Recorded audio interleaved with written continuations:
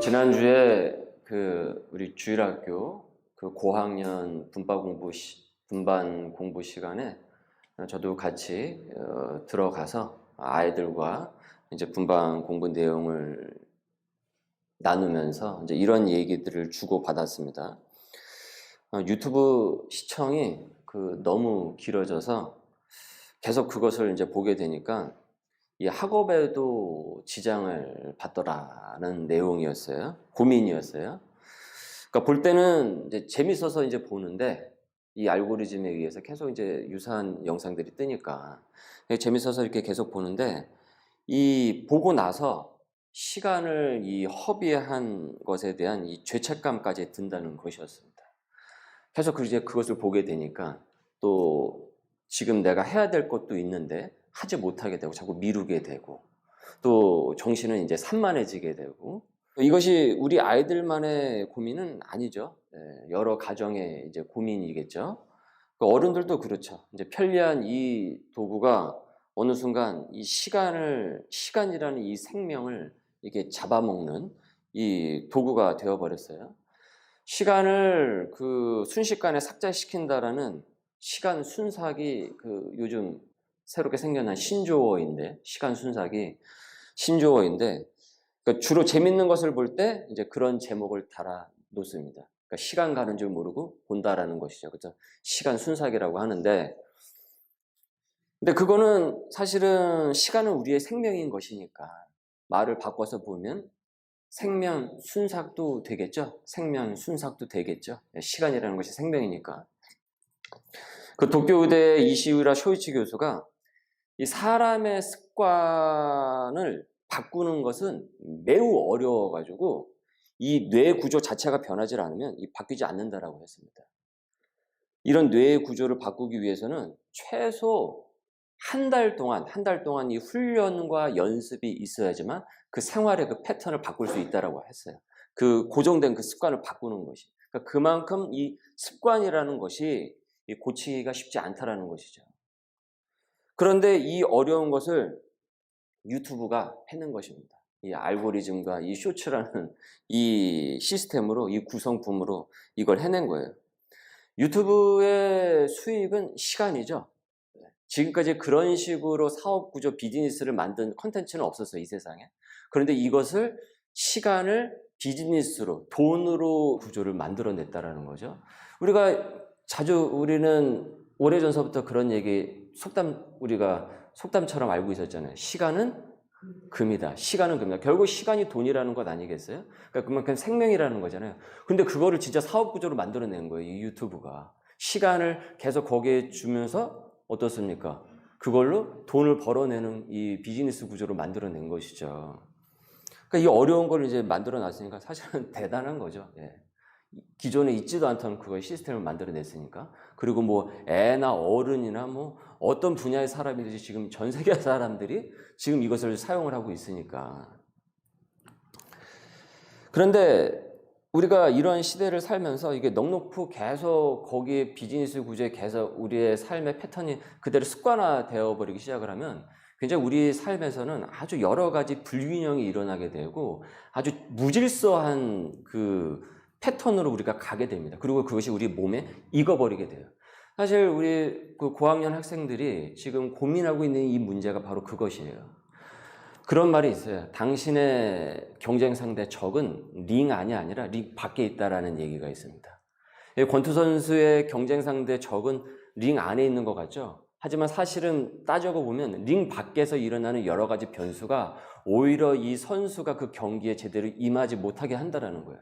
그러니까 아이들이 사실은 진짜 공부가 어려워서 이것이 아니라 전혀 딴 것으로부터 얻습니다. 링 밖에 있는 그것이 이 아이들의 신경과 이 관심을 갖고 가 버리니까 여기서 이 에너지 자꾸 소비가 일어나게 되고 낭비가 일어나게 되고 그것이 이제 스트레스로 이제 오게 되고 또 죄책감까지 들게 되고 이런 고민을 나눴는데 사실 저는 아이들에게만 이런 고민이 있는 것이 아니라 사실 우리 모든 현대인들의 심지어 교인들의 고민이기도 하다라는 것이에요.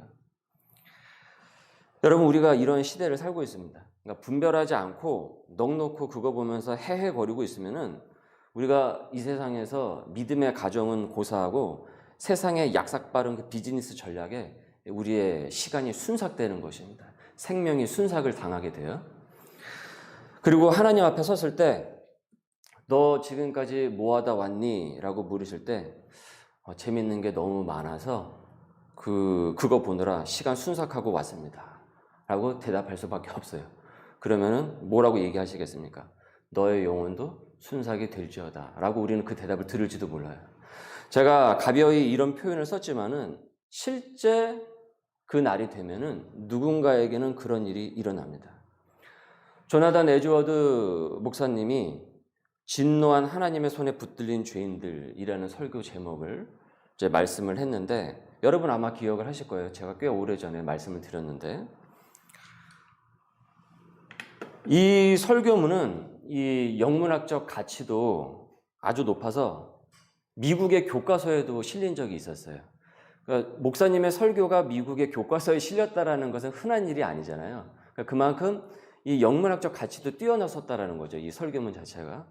그래서 조나단 에드워드 하면은 이 설교문이 아주 유명한데 그 설교문의 일부를 여러분 한번 보십시오.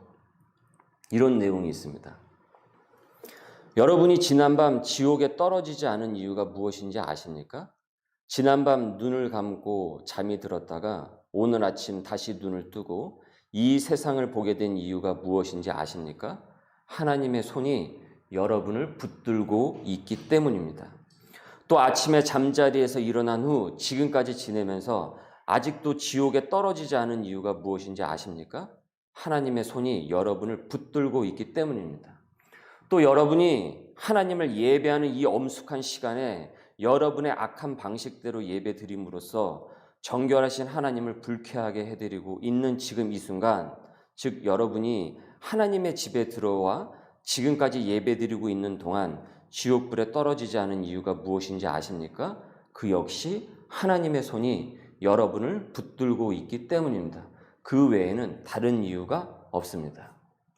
하나님의 이 긍휼한 손이 여러분을 붙들고 있기 때문이라는 것이에요. 그러니 그 긍휼의 손을 더 이상 테스트하지 말고 간 보지 말고 어서 근신하고 하나님 앞에 서기 전까지 남아있는 그 생애를 근신하고 깨어있는 삶을 살으라. 그것을 촉구하고 있는 것이죠. 여러분 그 다음을 보십시오. 이런 내용이 또 있어요.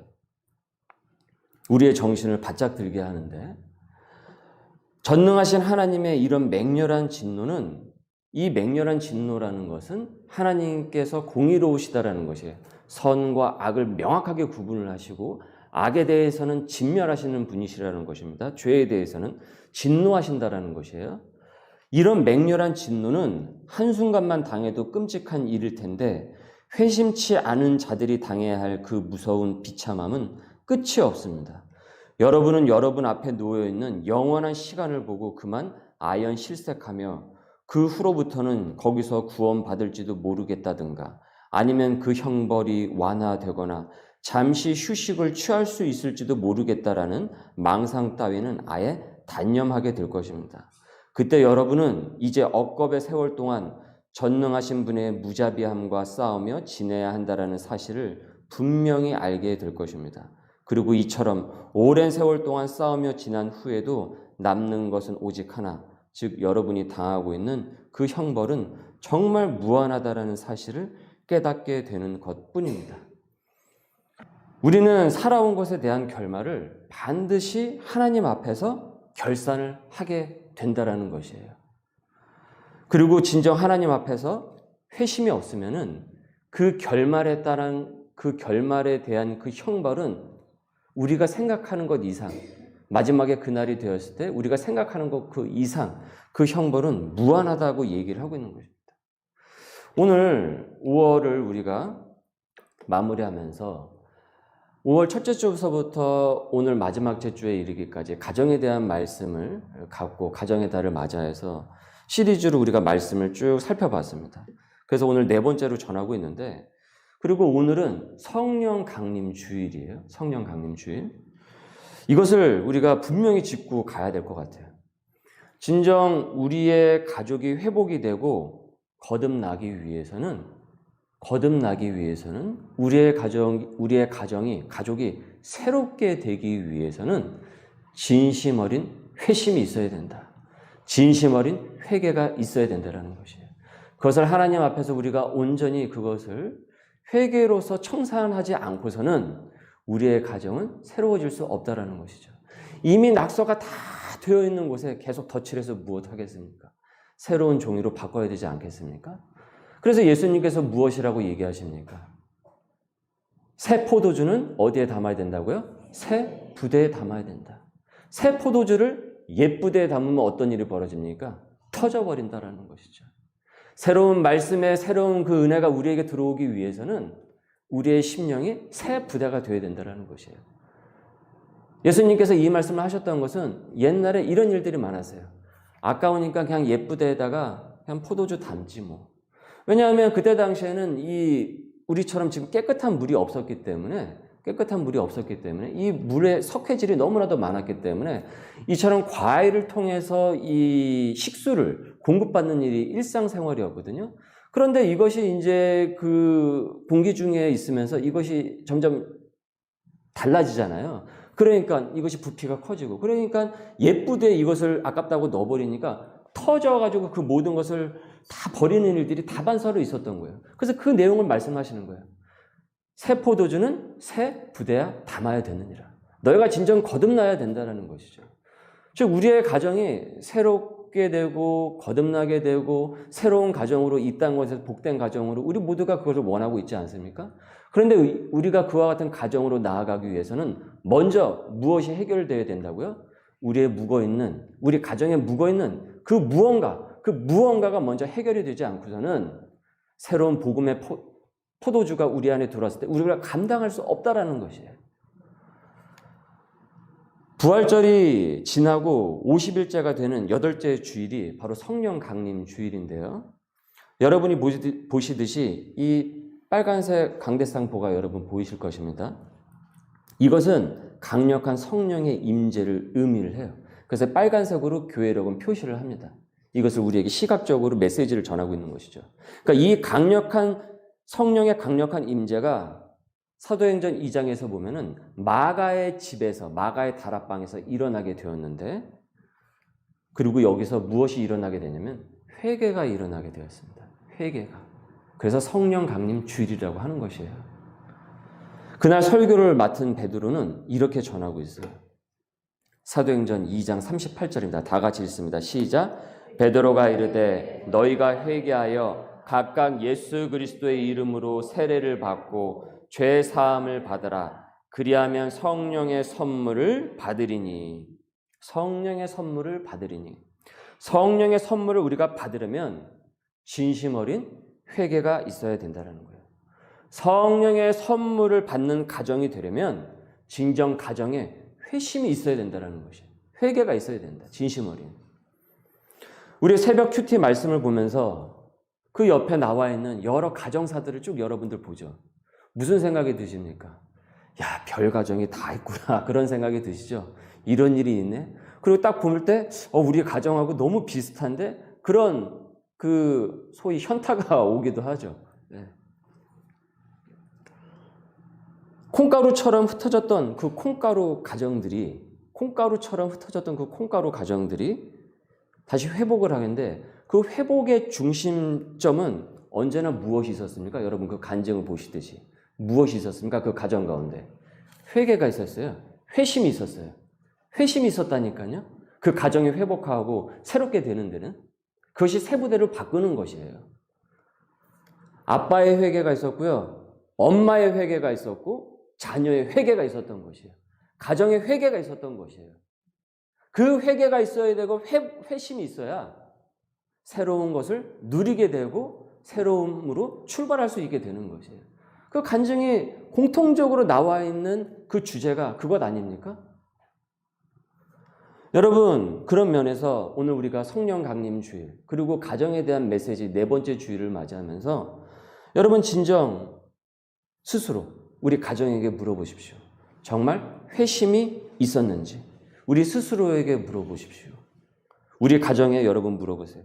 그리고 무엇을 회개해야 할지 하나님 앞에서 엄중히 묻는 우리 성도들 되시길 바랍니다. 그래야 우리의 가정이 새롭게 출발을 할 수가 있어요.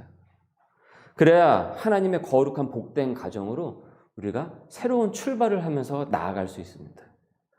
어디서부터 꼬였는지 그것을 깨달아야 여러분 그 문제를 풀 수 있지 않겠습니까? 이어서 두 번째인데, 회개가 일어났다고 한다면 복된 우리의 가정을 일구기 위해서는 쉐마를 기억을 해야 됩니다. 쉐마를 기억을 하라. 쉐마는 뭐냐면 가정의 룰입니다. 가정의 룰, 가정의 법칙이에요. 원칙이에요. 가정에 거룩한 원칙이 있어야 된다는 거죠. 그래서 이 원칙이 바르게 세워져야 우리가 복된 가정을 이루어갈 수가 있습니다. 여기를 보십시오. 히브리어 쉐마란 너희는 들으라 라는 뜻이에요. 이 단어는 오늘 우리가 봉독한 신명기 6장 4절 있지 않습니까? 6장 4절의 첫 글자로 나와요. 이스라엘아 들으라 할 때 여기서 쉐마가 이제 등장을 한다는 거예요. 이 쉐마는 히브리인들의 신앙 고백이 되고 가장 핵심적인 교육 가치가 돼요. 가정의 교육 가치가 됩니다. 이집트에서 노예 생활하던 그들에게 교육 지침이 없었어요. 가정의 원칙이 없었다라는 것이에요. 어디 교육 같지도 않은 그 이집트의 그 우상 문화가 전부였다라는 것이죠. 그러니까 그걸 보고 배우는 거예요. 그 히브리인 가정들도 그 노예 생활을 하면서 거기서 온 식구가 보고 익히는 것은 저급한 이집트의 우상 문화였던 것이고 그걸 보고 배웠던 것이고 매일 그 세계관을 학습을 당했단 말이죠. 하지만 하나님께서 히브리 민족을 모세를 통해서 출애굽을 시키시고 이집트 세계관의 관습을 이제는 딱 끊어내도록 이들에게 필요하고도 중요한 교육 지침을 주셨는데 그것이 바로 쉐마입니다. 쉐마. 지금도 여러분 유태인 교육의 핵심은 이 쉐마의 토대를 두고 있어요.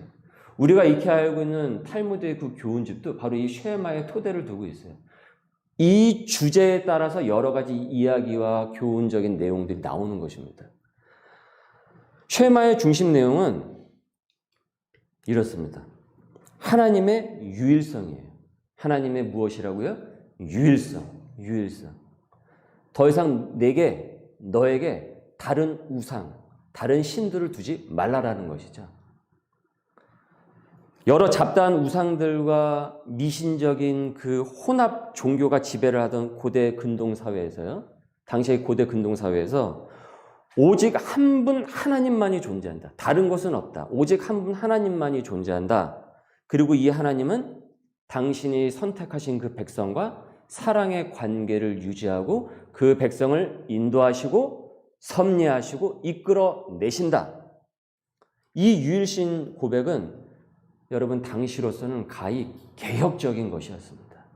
이 노예 근성에 살고 있고 그 사고관에 묻혀있던 그 세계관이 전부인 줄 알고 있던 그 사람들에게 이 메시지, 이 쉐마의 이 말씀은, 이 핵심 가치는 그들의 닫혀있는 사고를 계몽하는, 트이게 해버리는, 계몽하는 혁명적인 말씀이었다라는 것이에요.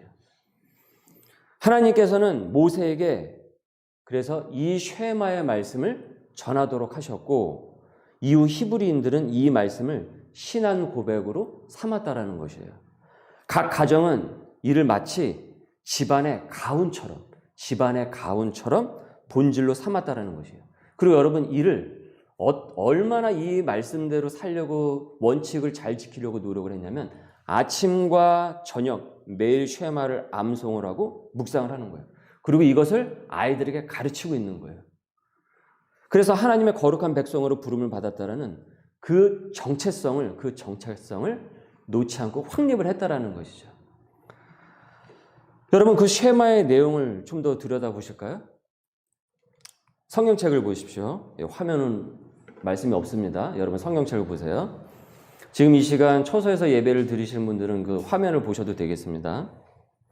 자, 1절과 2절인데요. 1절을 먼저 한번 보도록 하겠습니다. 다 같이 읽습니다. 시작. 이는 곧 너희의 하나님 여호와께서 너희에게 가르치라고 명하신 명령과 규례와 법도라. 너희가 건너가서 차지할 땅에서 행할 것이니. 그러니까 건너가서 차지할 땅이란 어디를 말하겠습니까? 바로 가나안 땅을 얘기를 하는 거죠. 지금 아직 가나안 입성하기 전인 거예요. 가나안 땅을 말하는 것이죠. 그러니까 노예로 살던 그들이 이제 정착을 해서 거주할 땅이라는 것이에요. 새로운 땅이에요. 새로운 부대인 거예요. 새 부대인 거예요. 그곳에서 너희 멋대로 원칙 없이, 법칙 없이, 룰도 없이 그냥 막 너희들 생각나는 대로, 감정 올라오는 대로 여기가 좋다 저기가 좋다 이렇게 사는 것이 아니라 너희에게 그가 명령하신 규례와 법도를 실천하면서 살아라. 이들에게 그 명령과 규례와 법도가 무엇이겠습니까? 지금 우리가 새벽에 묵상하고 있는 레위기 말씀드린 것이죠. 그러니까 그 레위기 말씀의 주제는 무엇이라고 했습니까? 거룩이라고 말씀을 드렸죠. 그러니까 그 말씀대로 이제 실천하고 적용하고 살라라는 것이에요. 거기서 2절입니다. 시작.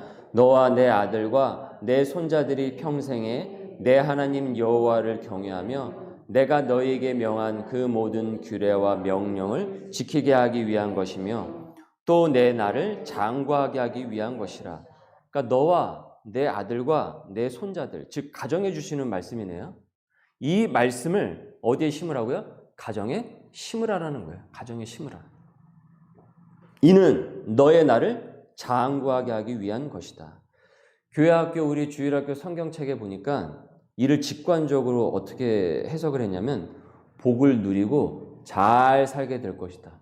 복을 누리고 잘 살게 될 것이라고 해석을 했습니다. 즉 가정의 부흥입니다. 가족의 거룩한 번영을 얘기하고 있는 거예요. 이어 이 말씀이 더 강화가 돼요. 더 강화가 되는데 3절입니다. 시작. 이스라엘아 듣고 삼가 그것을 행하라. 네, 제가 읽게요. 그 다음서부터 이스라엘아 듣고 삼가 그것을 행하라. 여러분 요즘 신조어에 국룰이라고 들어보셨어요? 국룰이라고 들어보셨어요? 권사님 그런 말이 있어? 그런 표정이십니다.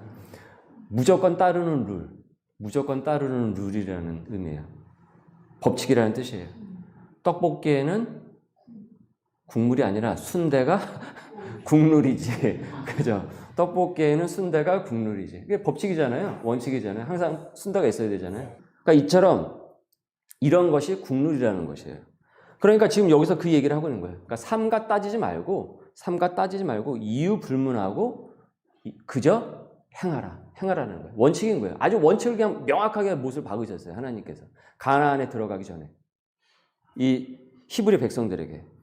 그리하면 내가 복을 받고 내 조상들의 하나님 여호와께서 내게 행하신 같이 적과 꿀이 흐르는 땅에서 내가 크게 번성하리라. 거룩한 하나님의 백성으로서 그 땅을 일구며 나아갈 수 있다는 것이죠. 이어 하나님의 백성의 진짜 국룰인 쉐마의 말씀이 이제 드디어 4절에서 나오게 됩니다. 읽습니다. 시작. 이스라엘아 들으라. 우리 하나님 여호와는 오직 유일한 여호와이시니. 그 다음 시작. 너는 마음을 다하고 뜻을 다하고 힘을 다하여 내 하나님 여호와를 사랑하라. 이스라엘아 잘 들어라. 잘 들어라. 하나님은 유일하셔. 다른 신은 없는 거야. 그러니까 더 이상 다른 것을 우선순위로 놓고 그거 자꾸 맹목적으로 쫓아가며 살지 마.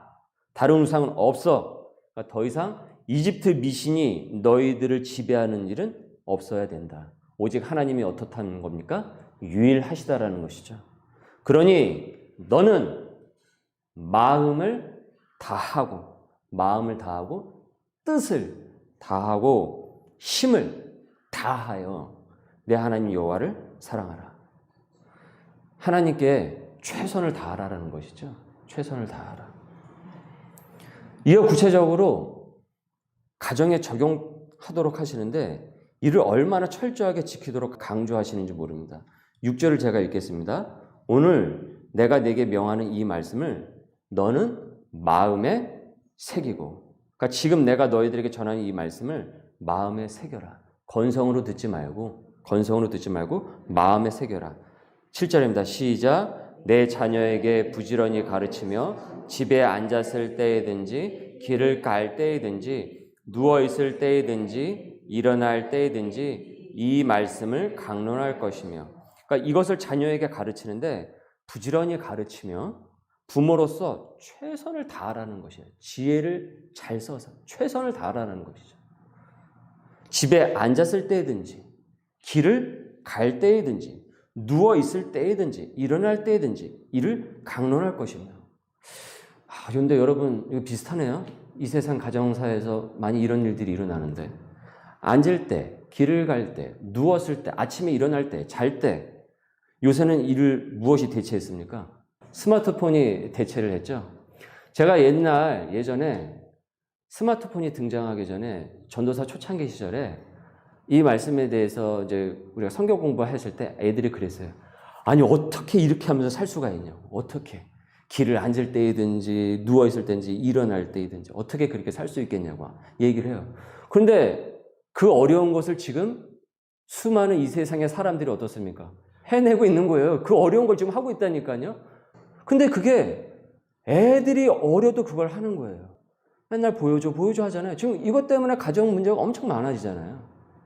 그리고 일단은 그거 보여주지 않으면 애들이 금당 증상을 보이니까. 일단은 조용하게 하고 싶으니까. 피곤하니까 지워주게 되죠. 근데 계속 그것이 어떤 일이 벌어지게 됩니까? 악순환이 벌어지게 되죠.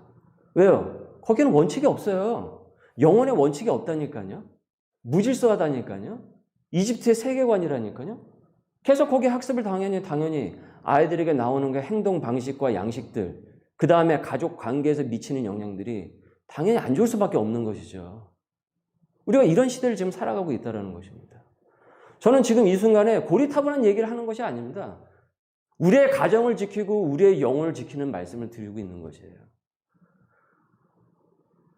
여러분, 말씀이 온전히 우리 가정의 전수가 되지 않으면 다른 것이 이집트가 우리의 자녀와 우리의 가정을 지배하게 됩니다. 우리를 가르치게 돼요. 그리고 우리는 그 후유증에 고통하고 신음하게 되겠죠. 8절입니다. 시작.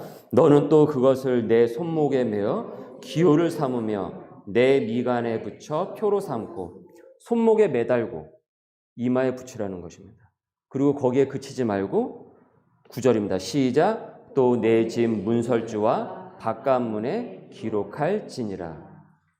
집 안에 잘 보이는 곳에 이 쉐마의 말씀을 적어 놓으라는 것이에요. 여러분, 오늘 집에 가셔서 하실 게 있어요. 그 A4지에다가 뭐 쓰셔도 되고 컴퓨터로 치셔도 되고, 좀 쉐마에 여러분 가정에 중요한 주시는 말씀이 있죠. 그거를 좀 여기저기 붙여 놓으세요. 그게 아무 효과 없을 것 같죠? 아니요, 커요. 이동훈 목사님께서 예전에 그 목회 후보생들을, 이제 목회 후배들을 모아 놓으시고 설교 세미나를 하실 때 저희 같은 젊은 목사들에게 그런 얘기를 하신 적이 있어요.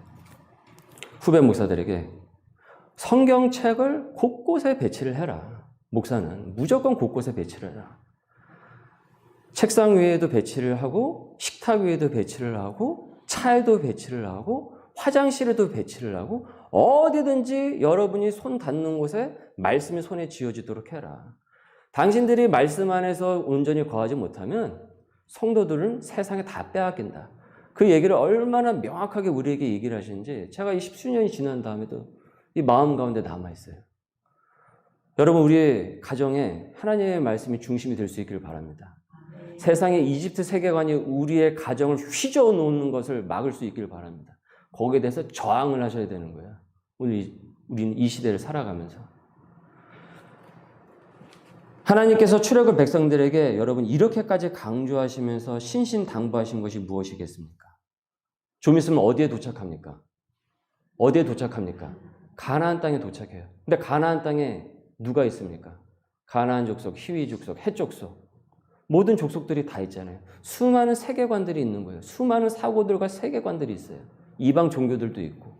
그런데 이와 같은 원칙이 없이 결코 가나안 땅에서 거룩한 하나님의 백성으로 번성할 수 없게 된다는 것이죠. 거기서 오히려 잡아먹히는 일이 벌어지기 때문에 신신당부하면서 이 말씀을 하신 거예요. 그러니까 그 문화, 세계관이 이집트보다 탈출한 그 이집트보다 더 심하면 심했지 덜하지 않기 때문에 말씀이 생활화가 되어 있질 않으면 그곳에서 결코 정착하여 거룩한 백성으로 번성할 수 없기에 지금 이렇게 강조를 하신 것입니다.